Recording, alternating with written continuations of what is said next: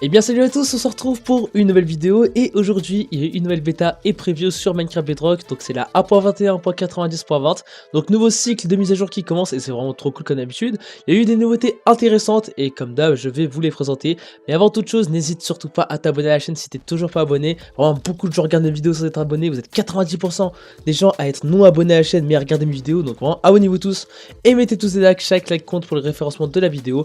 Et n'hésitez pas à mettre un commentaire si vous avez quelque chose à dire. Alors on va commencer limite tout de suite parce qu'en vrai une des nouveautés elle est là, vous la voyez.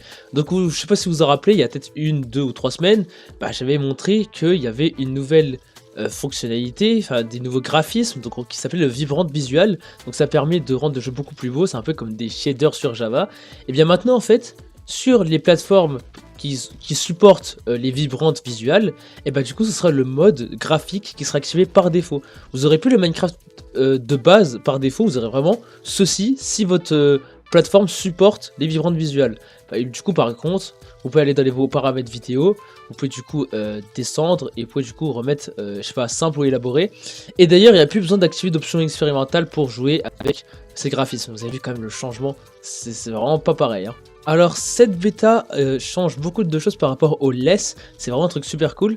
Donc si en fait de base vous quand normalement vous mettez une laisse sur une barrière et que vous l'attachez à un animal ou à un mob, du coup quand vous faites un clic droit sur la laisse qui est attachée à la barrière, normalement ça a droppé. Et là maintenant au lieu de drop la laisse, vous allez juste en fait récupérer la laisse et pouvoir vous balader avec votre vache. Et vous allez pouvoir du coup la reposer direct. Et c'est beaucoup plus pratique que de drop l'item et de devoir rattacher la vache. Et donc comment faire pour enlever la laisse comme on pouvait faire avant. Vous avez juste besoin d'une cisaille, petit clic droit et là bam, la laisse vous la récupérez et vous pouvez rattacher la vache. Autre chose vraiment super stylée avec les laisses, maintenant vous allez pouvoir attacher un mob à un autre. Là vous avez vu, là j'ai 2 laisses. J'ai une vache qui du coup traîne l'autre. Et si par exemple alors celle-là elle est déjà attachée je crois. Imaginons que là je prenne la vache là. Et du coup si je tire celle-là, ça va aussi tirer l'autre. Et pour du coup se balader avec plusieurs entités, ça va être beaucoup plus pratique. Vous avez juste à les attacher un peu entre elles. Et du coup c'est juste trop bien. Ça fait une sorte de troupeau. C'est vraiment stylé.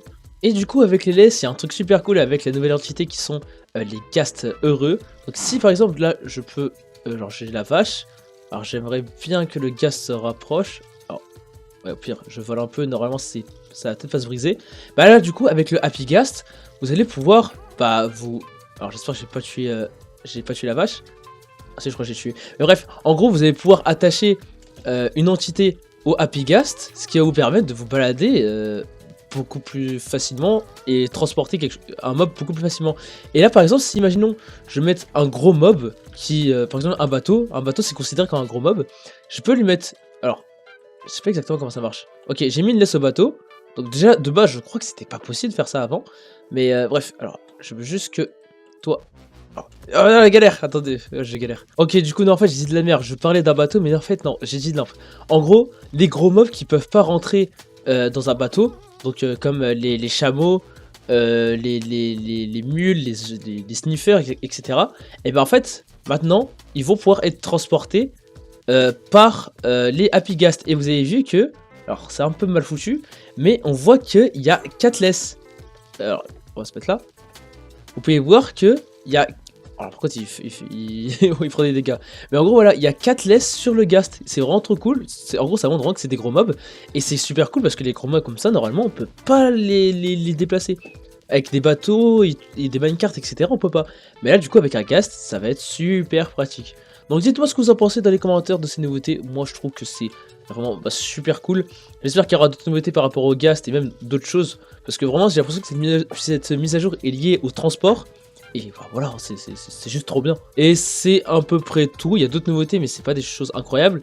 Il y a quand même beaucoup de choses pour les créateurs de mode. Je vous ferai des vidéos bientôt un jour sur ça. C'est vraiment trop cool. Enfin bref, voilà, c'est super cool que les nouveautés sortent. J'espère qu'il y aura plus de nouveautés pour cette mise à jour avec le ghast. En tout cas, moi j'ai hâte. En tout cas, voilà, j'espère que cette vidéo vous a plu. N'hésitez surtout pas à vous abonner à la chaîne comme d'habitude et liker cette vidéo. Et du coup, moi je vous dis ciao ciao.